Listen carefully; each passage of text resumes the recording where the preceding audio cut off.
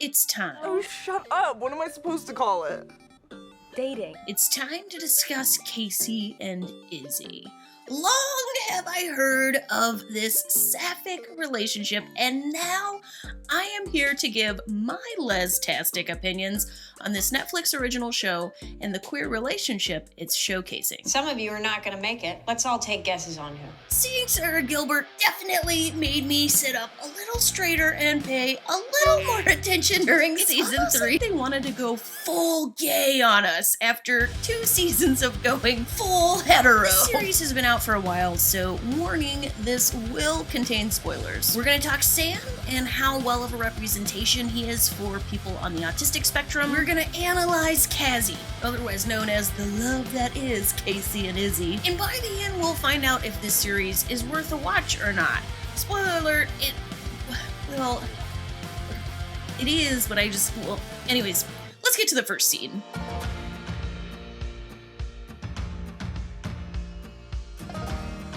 We open the show inside the suburban home of a white middle-class family, the Gardners. They're a fairly compelling group, though they do rely on all the side characters to kind of keep the series propped up. We'll talk more about that later. Sam, the oldest, is autistic, and we spend the first 2 seasons of the series watching life pretty much revolve around Sam and his autism. Even when Elsa, the mom, has an affair, they keep it a secret from Sam because, well, everything is about Sam. I'm being recruited by Clayton Prep. I'm sorry, honey, but I don't think there's any way that this could work. I mean, we need you at the same school as Sam. That's an early, consistent theme of the show, that the parents put so much energy into Sam. Casey, who is a star athlete, basically gets overlooked. Casey is a little bit of a cliche TV teen.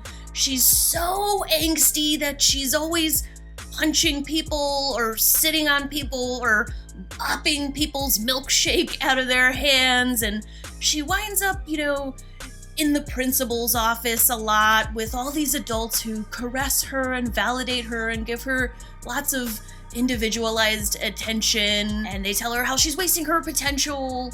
That's 100% TV stuff. In real life, when you're a little kid, adults treat you like a little kid. They kick you off the team, suspend you, call your mother, etc. As a person who was once considered somewhat of a star athlete in high school, they do not conduct 30-minute therapy sessions and let you do whatever you want just because you're almost maybe gonna get a track scholarship to UCLA. That kind of stuff is definitely more typical when it comes to male stars, particularly male stars of sports that bring in money. But Casey is ultimately a likable character. She's rough around the edges, passionate, says what's on her mind, and entertaining on a screen. Sam, on the other hand, was definitely not written to win over fans. It's difficult for me to fairly judge Sam. I thought Keir Gilchrist, who plays Sam, carried the show fairly well for being the whole center of the show. But there were times when I kind of zoned out with the Sam stuff. If you go into this only looking for the Casey Izzy queermance, you will be sorely disappointed. I mean, this show is super straight the first couple of seasons. It's like if a perfect shelf had sex with a Kansas highway straight. But if you wait long enough, holy does this get queer.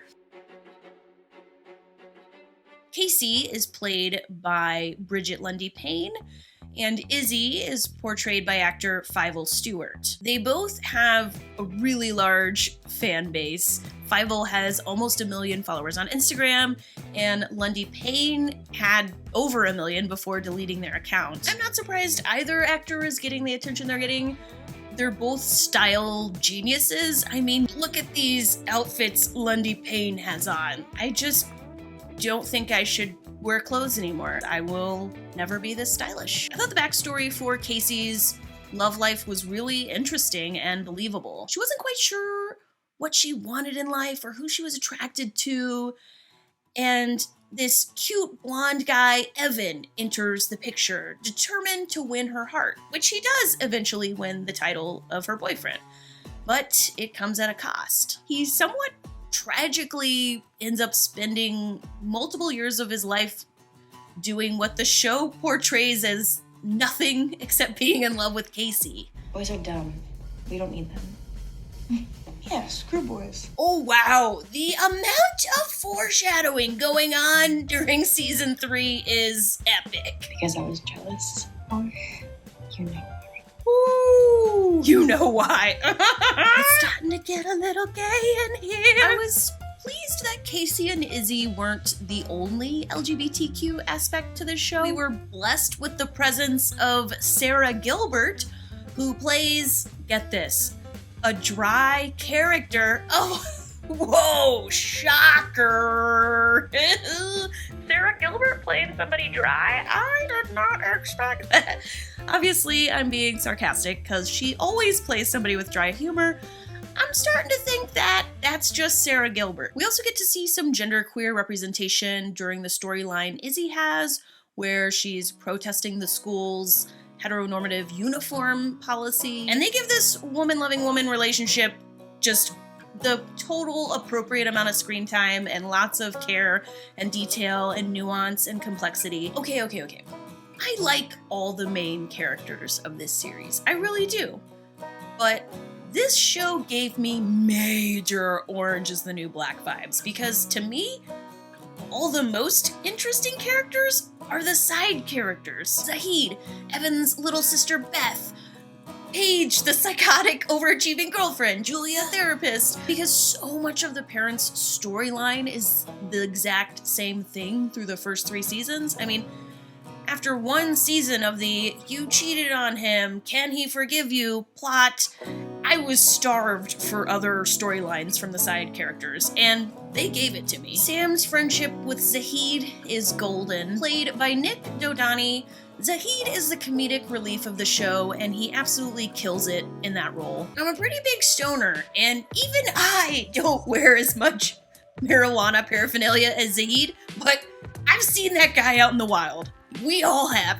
Walking into the 7-Eleven, looking for some munchies in his marijuana high tall socks and open-toed sandals with his weed leaf hoodie. I love that the dad is so terrified of being caught with weed that he's tiptoeing, but not terrified enough to, put the jar of weed in a bag or a backpack or something. Nothing says, "Please arrest me for distribution," like carrying around a big-ass clear jar of 20 ounces of weed. This is probably solely because it's Sarah Gilbert and I'm biased as but I totally love the relationship between super dry Professor Sarah Gilbert and equally dry Sam. She's probably really only the 4th character in the whole series that kind of treats him no different than anybody else. And she's vastly different than Zahid, Julia, and Paige, who I personally think are the other characters that treat him no differently. Speaking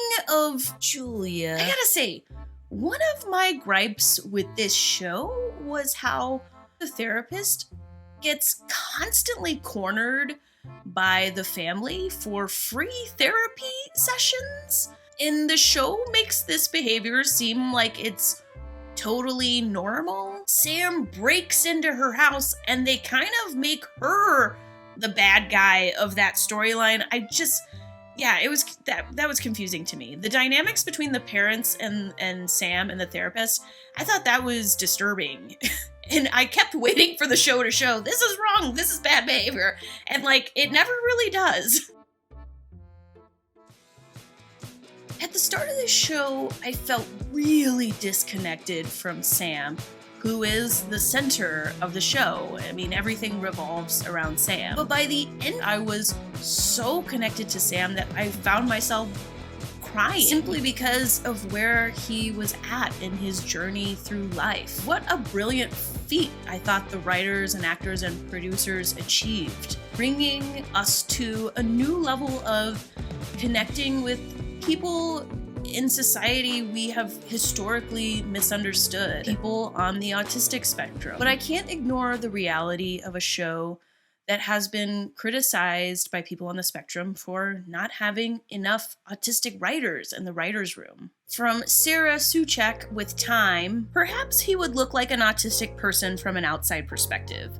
But as an autistic person, I saw none of the complexity and internal life that I know exists in myself and my fellow autistic people, and am desperate to see more of on screen. When I looked online, what I discovered was a lot of mixed reactions as far as how people on the spectrum feel about the show. It's hard because there's no way to generalize autistic people. I mean, there can be a really big gap in the experiences of high-functioning autistic people and low-functioning autistic people. So, of course, some are going to identify with Sam, and others are going to feel less of a connection. One critique I read that I did ended up getting on board with was somebody saying how disappointed they were that the series made Sam's autism such a huge focus of his parents' life. I realize when parents find out, it's a huge transition period and adjustment, and it can be a really big deal, but I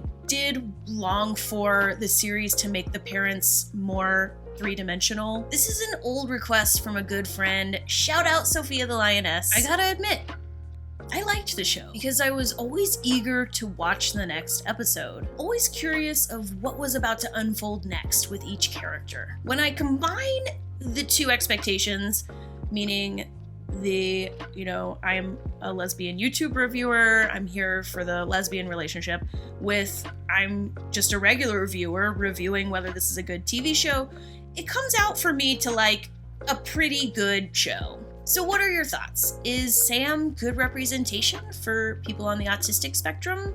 Do you think they should have made sure that they hired an actor who was autistic? Do you like the Casey Izzy relationship as much as the rest of the queer lady world seems to? Have you become a fan of CAZZIE? Let me know in the comments. All right, I've been Amanda.